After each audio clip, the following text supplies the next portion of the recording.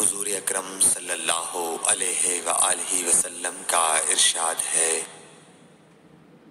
تمام اعمال کا دار و مدار نیت پر ہے، اور ہر عمل کا نتیجہ ہر انسان کو اس کی نیت کے مطابق ہی ملے گا۔ بس جس کی ہجرت دولت دنیا حاصل کرنے کے لیے ہو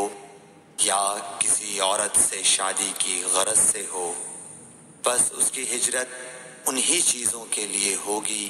جن کے حاصل کرنے کی نیت سے اس نے ہجرت کی۔ حضور اکرم صلی اللہ علیہ وآلہ وسلم نے فرمایا